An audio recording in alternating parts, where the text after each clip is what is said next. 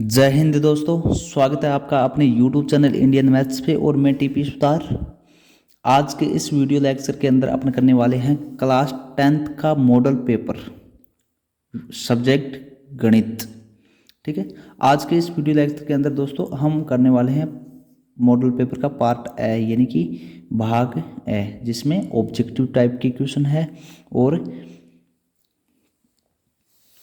एक एक नंबर वाले क्वेश्चन है। ठीक है, तो मैं वस्तुनिष्ठ प्रश्न में सबसे पहले चलता हूँ क्वेश्चन नंबर 1 की ओर कि निम्न प्रश्नों के उत्तर का सही विकल्प का चयन कर उत्तर पुस्तिका में लिखिए। तो आपको एक एक नंबर वाले क्वेश्चन है, उसमें ए, ब, स और द में से कोई एक सही आंसर का जवाब देना है। तो देखिए पहला क्वेश्चन क्या दे रखा है। पहले क्वेश्चन के अंदर दे रखा है कि दो संख्याओं का गुणनफल 180 है तो उसका महत्तम समावर्तक 30 दे रखा है, तो उसका लघुत्तम समावर्तक क्या होगा। ठीक है, तो हम करते हैं दोस्तों। देखिए क्या दे रखा है, दो संख्याओं का गुणनफल दे रखा है हमें। देखिए क्या दे रखा है,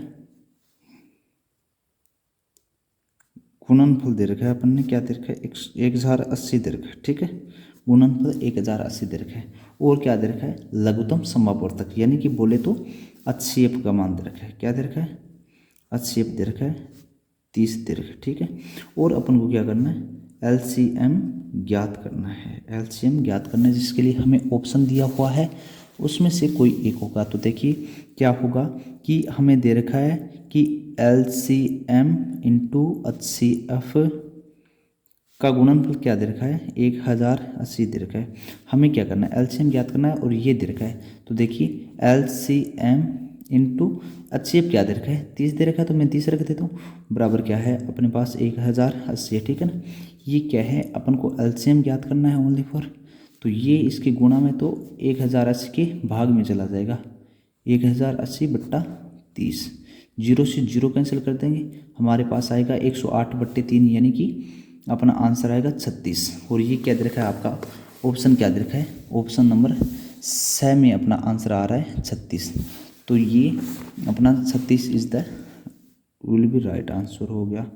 ये कौन सा ऑप्शन होता है, जो भी ऑप्शन दिया हुआ होता है इस क्वेश्चन के अकॉर्डिंग हमारा आंसर आ गया 36। इसी प्रकार से मैं क्वेश्चन नंबर 2 की ओर चलता हूँ। ये अपना पहला क्वेश्चन हो गया, और क्वेश्चन नंबर 2 की ओर चलता हूँ। ठीक है, क्वेश्चन नंबर 2 में क्या दे रखा है भाई। देखिए यदि x³ + a³ में x + a का भाग दिया जाए तो शेषफल क्या होगा। ऑप्शन दे रखे x² + a² होगा, या फिर ब में दे रखा है x + a होगा, या स में दे रखा है 0 हो गया, या द में दे रखा है a होगा। तो अपन देखते हैं कि x³ + a³ में किसका भाग दे देते हैं। x³ + a³ में किसका भाग देते हैं भैया, x + a का भाग दे देते हैं। अब देखिए x + a को कौन सी संख्या से ऐसे से गुणा करें जो x³ बन जाए। तो मैं यहाँ थोड़ा सा यहाँ बताता हूँ आपको कि x प्लस यहाँ लिख देता हूँ, x + a को किससे गुणा करें तो x³ बन जाए। तो पहले सबसे पहले x³ बनाना है हमें, तो x² से गुणा करें तो क्या हो जाएगा, एक तो x को x² से गुणा करेंगे तो x³ बन जाएगा, प्लस ax² हो जाएगी। ये अपना आंसर आने वाला है। तो किससे गुणा किया मैंने, x² से गुणा किया। ठीक है, तो क्या हो गया x³ और प्लस में क्या आ गया ax², तो प्लस ax²। इसको देखिए ये प्लस प्लस चिन्ह चेंज कर देते हैं। ठीक है, तो ये प्लस का और ये माइनस का कैंसिल हो जाएगा। ठीक है, बचा क्या, माइनस का ax² बचा, और ये प्लस प्लस ये माइनस हो जाएगा, माइनस का क्या बचा ax², माइनस का ax² बचा, और फिर क्या बचा प्लस का a³, प्लस का a³ बचा, या a³। अब देखिए हम ax² लाने के लिए इसको x + a को किससे गुणा करें, तो देखिए -ax से गुणा करते हैं अपन किसको, x + a को। तो क्या आ जाएगा, -ax² आ जाएगा, और माइनस क्या आ जाएगा a² आ जाएगा। ठीक है, तो ये चीज़ करके देखते हैं अपन। तो किस करें, -ax से गुणा करें।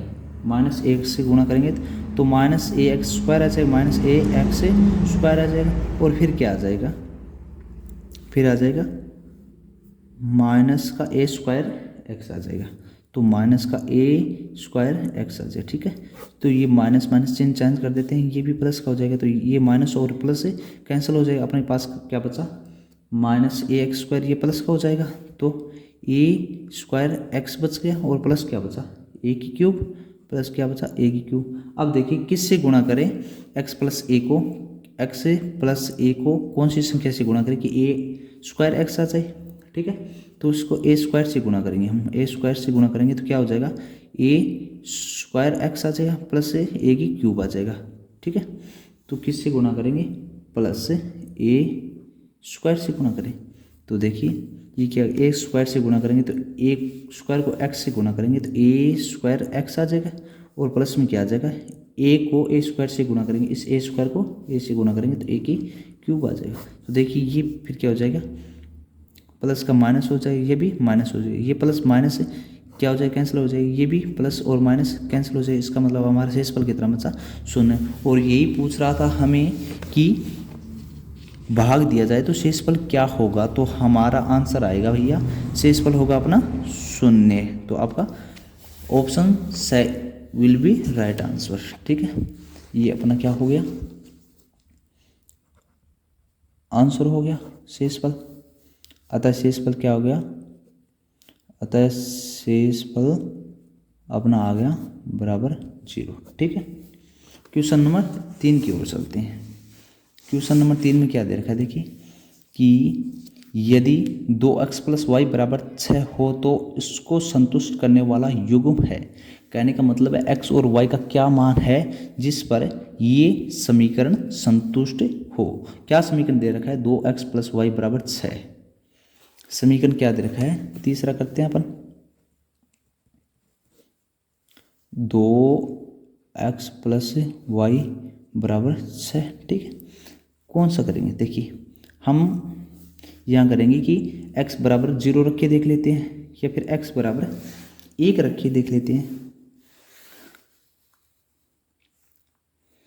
x बराबर 1 रखेंगे, x बराबर 1 पर देखते हैं, 1 पर देखते हैं तो x की जगह क्या रख देंगे, x की जगह 1 रख दूंगा, तो 2 इंटू 1 प्लस वाई बराबर 6, तो 2 इंटू 1 क्या हो गया भैया, 2 इंटू 1 हो गया 2 प्लस वाई बराबर 6। अब वाई बराबर क्या हो गया 6, और ये इधर लाएंगे तो माइनस का 2 हो जाएगा, तो वाई बराबर क्या आ जाएगा 4। ठीक है, लेकिन ये ऑप्शन हो रहा है क्या, हमारा x का मान क्या लिया मैंने 1 और y का क्या आ रहा है 4, तो ये ऑप्शन देखते हैं हमारा हो रहा है क्या, तो 1 और 4 इनमें से कोई भी ऑप्शन नहीं है, इसका मतलब हमारा आंसर ये नहीं होगा। तो x बराबर में क्या लेके देखता हूँ, x बराबर 2 पर अपन इसको देखते हैं, तो x बराबर 2 पर देखते हैं, तो ये समीकरण क्या हो गया 2 इंटू एक्स, तो x का मान 2 ले लिया, प्लस क्या है y बराबर क्या दे रखा है 6, 2 इंटू 2 4 प्लस y बराबर क्या दे रखा है 6। अब देखिए y का मान निकालने के लिए 6 और ये 4 आगे भेज देंगे तो क्या हो जाएगा माइनस का 4, तो y बराबर क्या हो जाएगा 2। ठीक है, तो हमारा मान क्या आ गया, x का मान कितना लिया हमने, x का मान 2 लिया, और y का मान भी कितना आ रहा है 2। तो ये जो युग्म है 2 2 ये समीकरण को क्या करता है अपना संतुष्ट करता है, तो यही अपना क्या होगा आंसर होगा, यानी कि अपना आंसर क्या हो गया ऑप्शन स हो गया, यानी कि x का मान भी 2 और y का मान भी 2 समीकरण को संतुष्ट करता है। यहाँ रख के देखिए आप 2 इंटू एक्स, 2 इंटू 2 4 प्लस 2 6 के बराबर 6 होता है, कहने का मतलब है कि x बराबर 2 और y बराबर 2 पर समीकरण संतुष्ट होता है। इसी प्रकार हम क्वेश्चन नंबर 4 की ओर चलते हैं। तो क्वेश्चन नंबर 4 में क्या दे रखा है, आप देखिए कि क्वेश्चन नंबर 4 में दे रखा है कि द्विघात समीकरण √3 x square plus 10x plus √3 बराबर 0 का विविक्तीकरण होगा। अब मैं आपको बता देता हूँ कि चौथे क्वेश्चन के अंदर कि विविक्तीकरण होता क्या है। चौथे क्वेश्चन के अंदर देखते हैं विविक्तीकरण होता क्या है। तो विविक्तीकरण मतलब दोस्तों इसका मान होता है b² - 4ac। श्रीधराचार्य सूत्र में से हम डी निकाल लेते हैं, तो ये हो जाता है अपना बी स्क्वायर माइनस 4ac को ही कहते हैं विविक्तीकरण। अब देखिए कोई भी द्विघात समीकरण दे रखी हो तो वो होती है ax² plus bx plus c बराबर 0 के रूप में। ये क्या होता है? व्यापक रूप होता है। द्विघात समीकरण का क्या होता है? व्यापक रूप होता है। ठीक है, इसी प्रकार हमको समीकरण क्या दे रखा है? समीकरण अपन को दे रखा है 3√3x² प्लस 10x प्लस √3 बराबर क्या दे रखा है? 0। तो कहने का मतलब कि x का गुणांक क्या हो गया?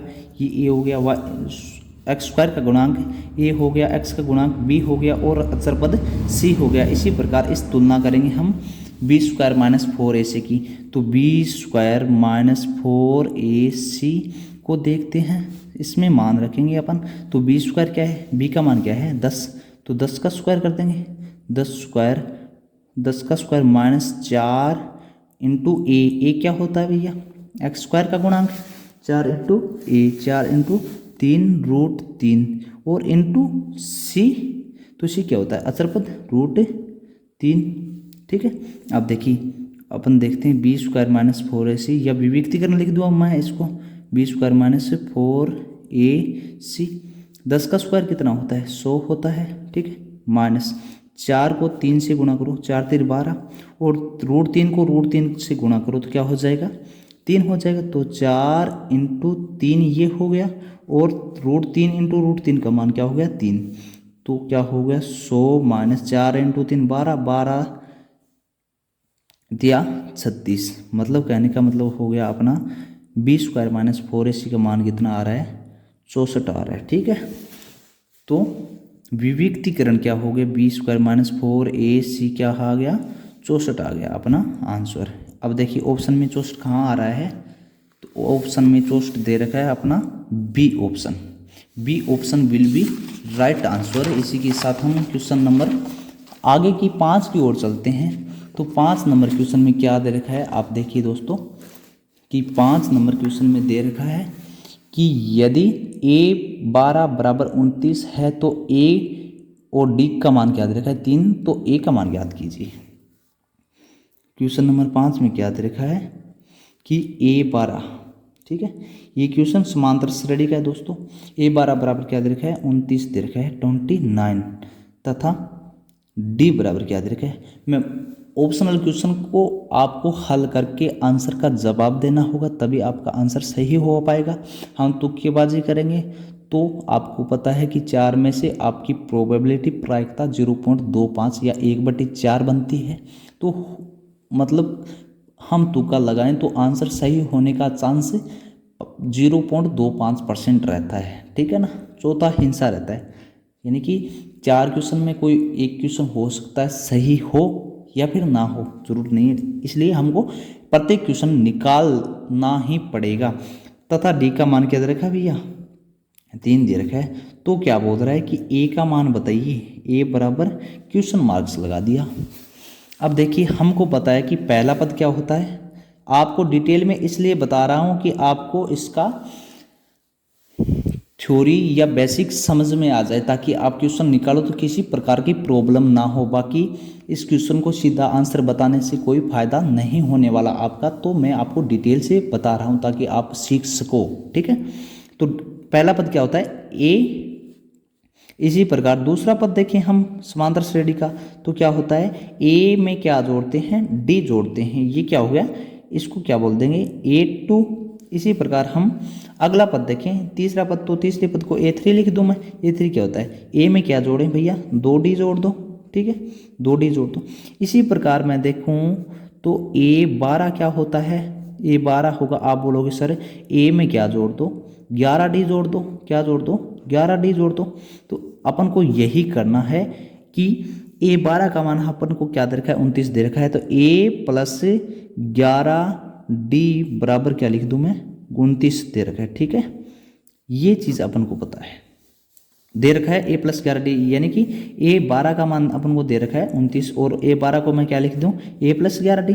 अब A प्लस 11D 29 दे रखा है और D का मान दे रखा है डी बराबर क्या दे रखा है अपन को 3 दे रखा है। तो मैं इसको आगे करूं तो ए प्लस 11 इंटू डी क्या दे रखा है भैया 3 दे रखा है। तो बोलोगे सर 3 को गुणा कर दो इससे, बराबर क्या है अपना 29 है। अब देखिए इसको सरल करूं मैं तो ए प्लस 11 इंटू 3 33 बराबर 29। अब ए बराबर क्या होगा 29 और ये 33 माइनस कर लेंगे 29 से, ठीक है, आगे भेज देंगे तो माइनस का हो जाएगा। ए बराबर क्या आ गया 29 में से माइनस 33 करेंगे तो माइनस का कितना बचेगा 4। तो हमारा ए का मान क्या आ जाएगा माइनस का 4। आप देखिए आपका कौन सा ऑप्शन मैच कर रहा है। तो आपका जो बी ऑप्शन है वो क्या आ रहा है माइनस का 4। तो आपका बी ऑप्शन राइट आंसर हो जाएगा। इसी प्रकार मैं क्वेश्चन नंबर 6 की ओर चलूं तो क्या दे रखा है क्वेश्चन नंबर 6 में कि वर्त के बाहर स्थित बिंदु से खींची गई स्पर्श रेखाओं की संख्या हो सकती है, यानी कि कितनी होगी 2 होगी या बी ऑप्शन बोल रहा है 3 होगी या सी ऑप्शन यानी 6 बोल रहा है कि 0 होगी या फिर 4 होगी। तो मैं बताता हूँ आपको कि ये मान लीजिए कोई वृत्त है और इसके बाहर बिंदु कोई मान लीजिए ये क्या है ए बिंदु है। ए बिंदु, इस बिंदु से वर्त पर कितनी स्पर्श रेखा खींची जा सकती है। तो इस बिंदु से वर्त पर स्पर्श रेखा मान लीजिए ये बिंदु ए यहाँ है तो और यहाँ एक स्पर्श रेखा और खींचे तो किसी बाह्य बिंदु से वर्त पर कितनी स्पर्श रेखाएं होगी, एक ये होगी और एक ये दूसरी होगी। तो किसी क्या लिखेंगे किसी बाह्य बिंदु से यानी कि बाहरी बिंदु से वृत्त पर अधिकतम कितनी खींची जा सकती है भैया स्पर्श रेखा। वृत्त पर अधिकतम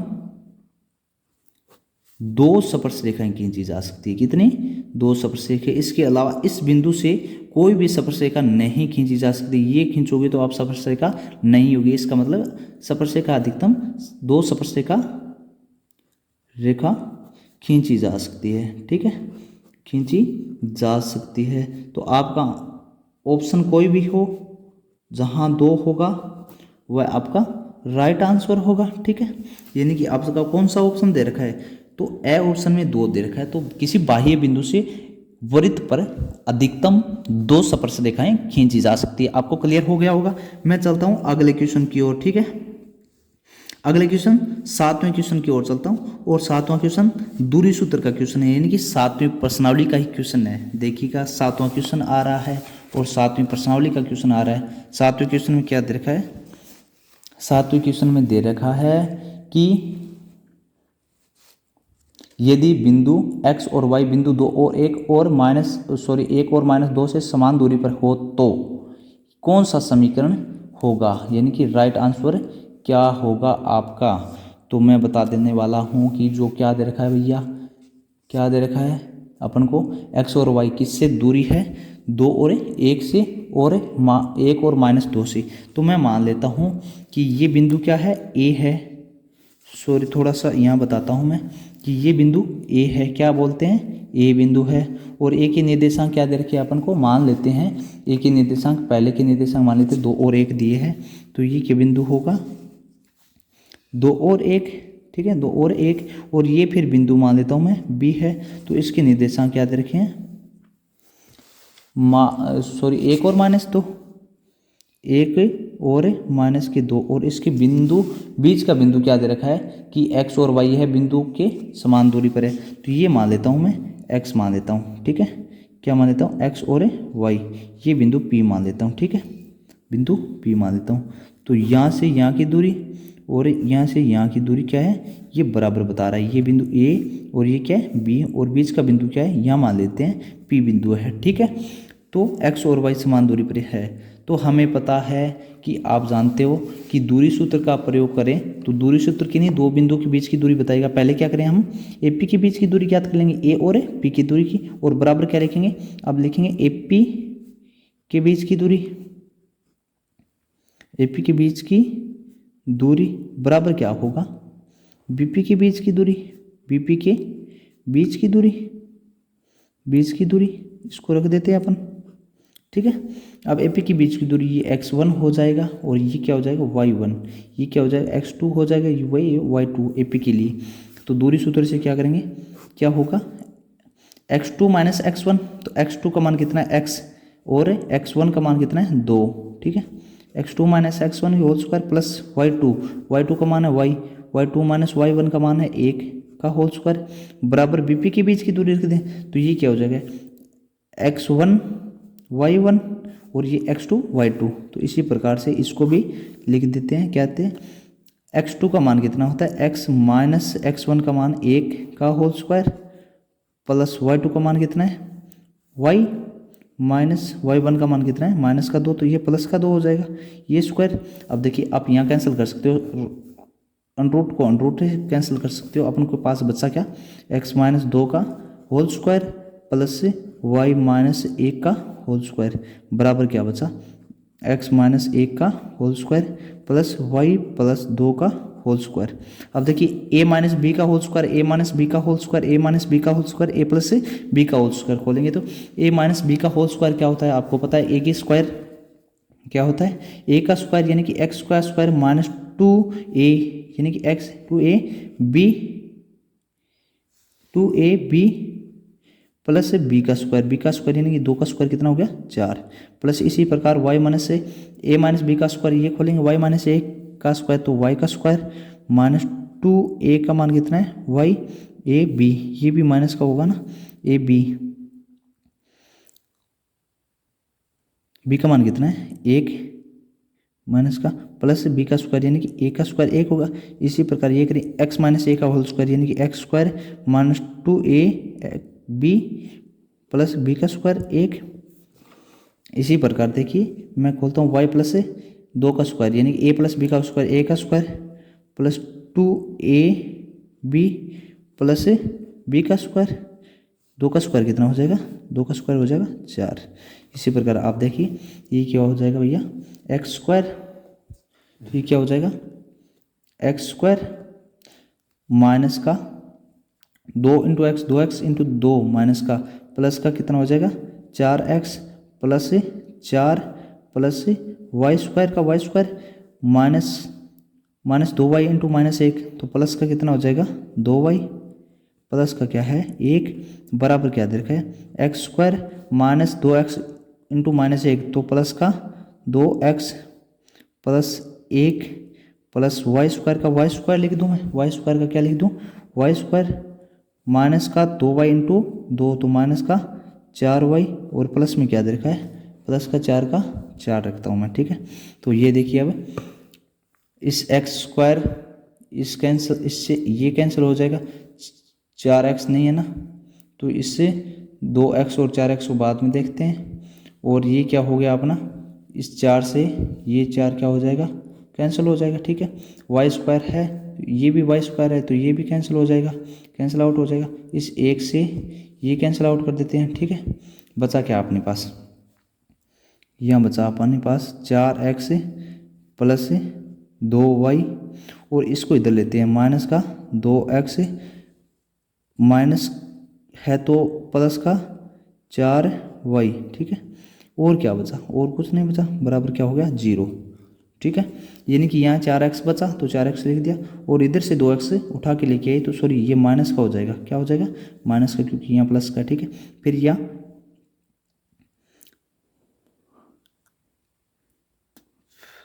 सॉरी ये 2y प्लस का है और ये प्लस वाला माइनस का कर दिया, ठीक है ना। प्लस का क्या है यहाँ माइनस का 4y है तो ये प्लस का 4y हो जाएगा और सब कुछ कट गया तो 4x माइनस 2y और माइनस 2x 4x में से 2x घटाएंगे तो क्या बचेगा 2x और प्लस के 2y और प्लस के 4y प्लस के कितने हो जाएंगे 6y तो ये और ये भी जुड़ गया यानी कि 4x और प्लस 2x जोड़ेंगे तो प्लस का 2x बचेगा प्लस के 2y और प्लस के 4y जोड़ेंगे तो प्लस के 6y हो जाएगा बराबर क्या हो जाएगा 0। इसको आगे बढ़ाएं तो इसमें 2 का भाग दें तो क्या हो जाएगा देखिए 2 का भाग देते 2 से 2 कट गया तो बच गया x प्लस 6y में 2 का भाग देंगे तो 3y बराबर क्या बचेगा 0। तो यानी कि ये हमारा क्या आता है समीकरण आता है x प्लस 3y बराबर 0। कौन सा समीकरण आएगा x प्लस 3y बराबर 0 यानी कि हमारा जो ऑप्शन ए है वो राइट आंसर है, ठीक है। इसी प्रकार हम चलते हैं क्वेश्चन नंबर आगे 8 की ओर, ठीक है। क्वेश्चन नंबर 8 की ओर चलते हैं।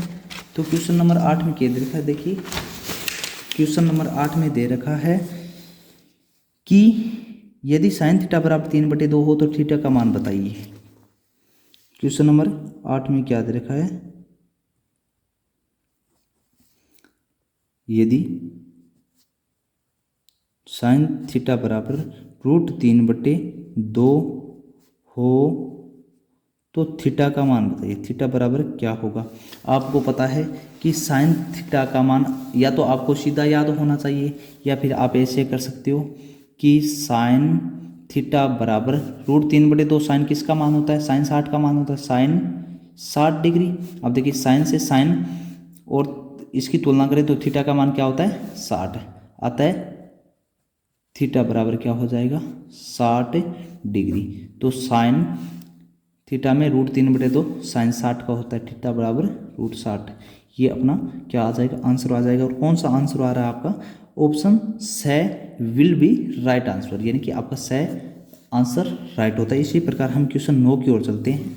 क्वेश्चन 9 की ओर चलते हैं तो क्वेश्चन 9 में क्या दे रखा है? देखिए क्वेश्चन 9 में दे रखा है कि 8 यदि 8 tan x बराबर क्या दे रखा है? 15 दे रखा है। 8 tan x बराबर 15, तो तब क्या करना है अपन को? Sine x minus cos x के बराबर क्या होगा? 8/17 होगा, या 17/7 होगा, या फिर 1/17 होगा, या फिर 7/17 होगा। तो पहले अपन को ये करना पड़ेगा। देखिए 8 tan x बराबर 15 है, तो यहाँ अपन को क्या रखते हैं? tan x रखते हैं, बराबर क्या है? 15। और 8 ये जो tan के गुणा में था वो किसके? 15 के भाग में चला गया। ठीक है। अब हम जानते हैं कि आप क्या जानते हो? आप जानते हो कि tan का मान क्या है? आप एक चीज़ ट्रिग्नोमेट्री में LAL/KA पटा होगा, LAL/KA पटा होगा, यानी कि जो L/A होता है वो किसके लिए होता है? साइन के लिए। किसके लिए होता है? साइन थीटा के लिए। थीटा माने तो आधार बट्टे कारण होता है वो किसके लिए होता है? कोस के लिए, कोस थीटा के लिए होता है। इसी प्रकार लंब बट्टे कारण किसके लिए होता है? ये होता है tan के लिए। किसके लिए होता है? tan थीटा के लिए। तो अपन त्रिभुज देखें, क्या देखें? अपन त्रिभुज देखें तो त्रिभुज के अंदर tan में क्या होता है? tan थीटा बराबर लंब बटे कारण। इसको लंब बटे कारण भी आप लिख सकते हो। ठीक है, ये चीज़ भी आप लिख सकते हो। तो लंब कौन सा हो गया? लंब ये हो गया। और कर्ण कौन सा हो गया? कर्ण आपका ये हो गया, यानी कि 90 डिग्री के सामने वाला कौन सा हो जाता है? कर्ण हो जाता है। ठीक है, सॉरी, ये लाल बटे के की ए होता है, कर्ण बटे आधार होता है। कर्ण बटे क्या होता है? आधार। यानी कि यहाँ मैं थोड़ा सा आपको यहाँ लिखने में चेंजिंग कर दिया, यानी कि यहाँ मैंने आधार की जगह कर्ण ही ले लिया। तो कर्ण बटे क्या होता है? यहाँ लंब बटे आधार होता है। tan का मान क्या होता है? लंब बटे आधार। ठीक है, लंब बटे आधार लेंगे तो देखिए इसमें देखें तो आधार क्या होता है? tan थीटा लंब बटे आधार होता है। तो 15/8 दे रखा है, तो 15 क्या हो गया? लंब हो गया, और 8 क्या हो गया? आधार हो गया। ठीक है, तो लंब देखते हैं तो लंब ये हो गया और ये आधार हो गया। 8 लंब क्या हो गया? ये 15 हो गया। कर्ण अपन ज्ञात कर सकते हैं किससे भैया? पाइथागोरस प्रमेय से। पाइथागोरस प्रमेय लगाएं। पाइथागोरस प्रमेय क्या होता है?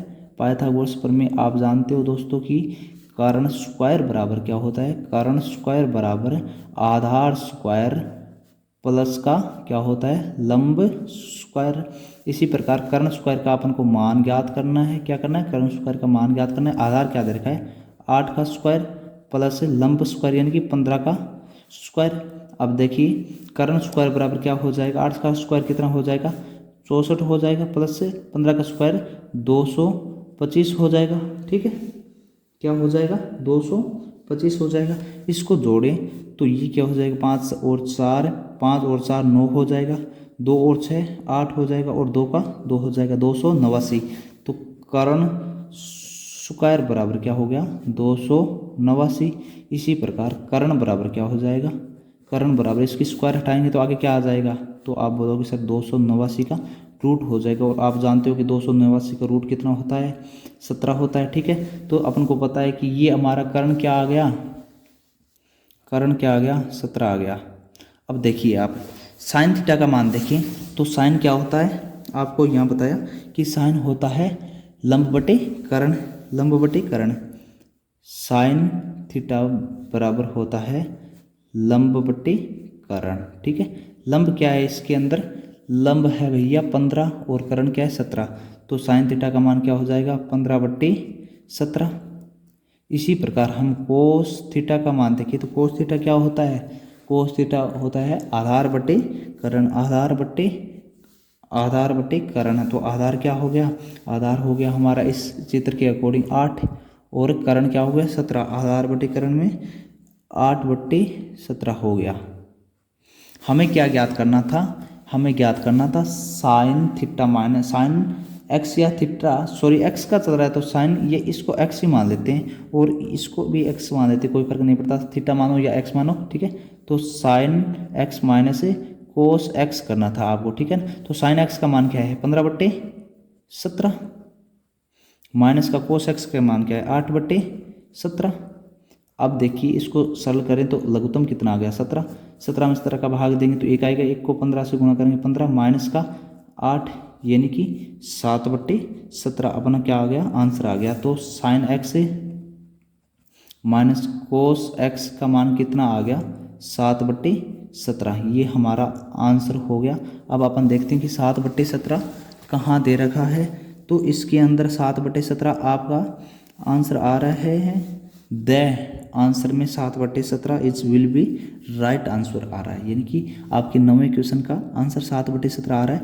इसी प्रकार हम क्वेश्चन 9 की ओर चलते हैं, तो निम्न में से कौन सा आलेख द्वारा निर्धारित नहीं किया जा सकता। इसमें पूछ रहा है कि माध्यक ग्राफ के द्वारा निर्धारित किया जा सकता है, यानी कि माध्यक का ग्राफ बनता है, जी हाँ बनता है, बहुलक का ग्राफ भी बनता है, हाँ जी बनता है। माध्य, तो मैं आपको बता देता हूँ कि माध्य का कभी आलेख या ग्राफ नहीं बनाया जा सकता। तो आपका आंसर कौन सा हो गया, 10वें का स आंसर आपका सही आंसर हो गया, इनमें से कोई नहीं, ये भी नहीं होगा, तो आंसर आपका स हो गया। ठीक है, अब देखिए आप निम्न श्रेणी का माध्यक मूल्य है, तो आपको 11वां क्वेश्चन आपको बता देते हैं कि क्या बोल रहा है कि निम्न श्रेणी का माध्य मूल्य है। आपका 11वां क्वेश्चन बता देते हैं कि इसके अंदर करते हैं। आज की वीडियो की लेक्चर के अंदर अपन पहले क्वेश्चन के अंदर जो 12 क्वेश्चन है, पहले क्वेश्चन के अंदर 12 क्वेश्चन है, एक ही नंबर वाले वही कर पाएंगे, और अगले वीडियो के अंदर आपको क्वेश्चन नंबर 2 के सभी क्वेश्चन है वो करा दिए जाएंगे। तो बने रहेगा वीडियो के अंत तक। क्या करना है, माध्यक ज्ञात करना है। क्या करना है, माध्यक।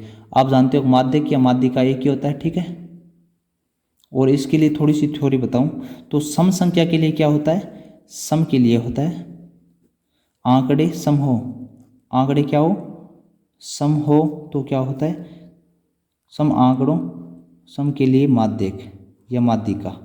माध्यक क्या होता है, 2 होते हैं, एक तो n/2वां पद, n/2वां पद प्लस क्या होता है, और क्या होता है n/2 प्लस 1वां पद।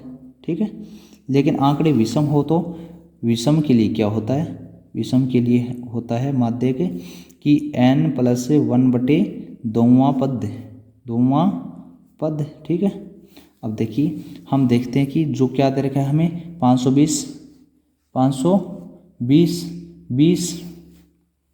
अपन को दे रखा है 520, 20, फिर क्या दे रखा है 340, फिर क्या दे रखा है 190, फिर क्या दे रखा है 35 दे रखा है, और फिर क्या दे रखा है 800 दे रखा है, और फिर क्या दे रखा है 800 के बाद 1210, 1210 दे रखा है, और फिर क्या दे रखा है 50 दे रखा है, और फिर 80 दे रखा है। तो सबसे पहले क्या करेंगे, हम इसको आरोही क्रम में लिखेंगे। आरोही क्रम में, बढ़ते क्रम में लिखने पर, आरोही क्रम में व्यवस्थित करने पर, क्रम में व्यवस्थित करने पर, व्यवस्थित करने पर। ठीक है, अब देखिए किस प्रकार से व्यवस्थित करेंगे। तो सबसे छोटी संख्या कौन सी है, यहाँ मुझे नज़र आ रहा है कि सबसे छोटी संख्या है आपकी यहाँ 35। ठीक है, क्या है 35, ठीक है। उसके बाद क्या है आगे 35 के बाद आ रहा है 35 के सॉरी सबसे छोटी है यहाँ 20, 20 के बाद क्या आ रहा है 20 ले लिया, फिर 35 ले लिया, फिर क्या आ रहा है 50 आ रहा है, 50 से छोटी संख्या नहीं है 50 आ गया, फिर क्या आ रहा है 80 आ रहा है, फिर क्या आ रहा है 80, 80 ले लिया, फिर क्या आ रहा है 80 के बाद अपन को 190 आ रहा है, 190 आ रहा है, ठीक है। फिर क्या आ रहा है 340 आएगा, 340 आएगा, फिर क्या आ रहा है 520 आ जाएगा, और फिर क्या आ जाएगा 800 आ जाएगा, 800 आ जाएगा, और फिर क्या आ रहा है 1210 आ रहा है। टोटल आंकड़े कितने हुए 1 2 3 4 5 6 7 8 9, और यही 1 2 3 4 5 6 7 8 9। तो हमारे आंकड़े क्या है विषम है, आंकड़े क्या है विषम। तो माध्यक या माध्यिका, माध्यक या माध्यिका एक ही चीज होती है, माध्यक या माध्यिका क्या होगा n+1/2वां पद। तो n का मान क्या दे रखा है अपन को दोस्तों, n क्या है आंकड़े कितने हैं टोटल 9 आंकड़े, ठीक है। तो n का मान हो गया n+1/2 बराबर है n का मान हो गया 9 + 1/2, यानी कि 9 में 1 जोड़ो 10, 10/2, यानी कि 5वां पद आ गया अपना। कौन सा आ गया 5वां पद आ गया, ठीक है। 5वां पद क्या हो गया इसमें देखते हैं, पहला दूसरा तीसरा चौथा और 5वां। 5वां पद अपना क्या हो रहा है 190, ठीक है। ये क्या आ गया अपना आंसर आ गया। तो आंसर में क्या दे रखा है कहीं कहाँ दिखाई दे रहा है आपको 11वें क्वेश्चन के अंदर आपको 190 ऑप्शन 6 में दिखाई दे रहा है। तो ये आपका क्या हो गया राइट आंसर हो गया। इसी प्रकार में क्वेश्चन 12 की ओर चलता हूँ। तो 52 पत्तों की एक गड्डी में से एक पत्ता खींचा जाता है, तो उसके राजा या इक्का ईंट का पत्ता होने की बात कह रहा है। तो देखिए 12वें क्वेश्चन के अंदर 52 पत्तों की ताश की गड्डी की बात कर रहा है, तो उसके राजा या ईंट का पत्ता होने की बात कर रहा है। तो राजा कितने होते हैं टोटल, राजा पता है आपको 4 होते हैं, और ईंट का पत्ता, ईंट के पत्ते कितने होते हैं, ईंट के पत्ते 13 होती है। लेकिन 13 पत्तों में एक क्या हो गया राजा हो गया, तो 13 प्लस कितने हो गए 4 17, लेकिन एक राजा पहले 13 में अपन क्या कर रहे हैं गिन चुके हैं, तो एक घटा देंगे। तो 13 + 4 17, 17 - 1 कितने हो गए 16 पत्ते हो गए, ठीक है। और टोटल पत्ते कितने हैं 52। तो प्रायिकता क्या होती है अपनी, प्रायिकता होती है अनुकूल स्थिति बट्टे कुल स्थिति, या कुल संभव स्थिति बट्टे कुल स्थिति, यही तो करते हो आप कुल स्थिति। तो अनुकूल स्थिति कितनी होगी अपनी 16 बट्टे कुल कितना हो गया 52, इसको 2 से काटेंगे 8, इसको 2 से काटेंगे 26, इसको 2 से काटेंगे 4, इसको 2 से काटेंगे 13, ठीक है। इसके आगे कटता नहीं है। तो अपना राइट आंसर क्या आ गया 4/13। कौन सा ऑप्शन आ रहा है आपका ऑप्शन सी 4/13 आपका राइट आंसर आ रहा है। तो इस वीडियो लेक्चर के अंदर हमने जो ऑब्जेक्टिव टाइप के क्वेश्चन थे वो सभी करने की कोशिश की। आई होप ये वीडियो आपको बहुत पसंद आया होगा। यदि हाँ तो वीडियो को लाइक करना बिल्कुल मत भूलिएगा, और यदि इंडियन मैथ्स को अभी तक सब्सक्राइब नहीं किया है तो जल्दी से सब्सक्राइब कीजिएगा। और मिलते हैं अगले वीडियो के अंदर, तब तक के लिए जय Hind, thank you all of you.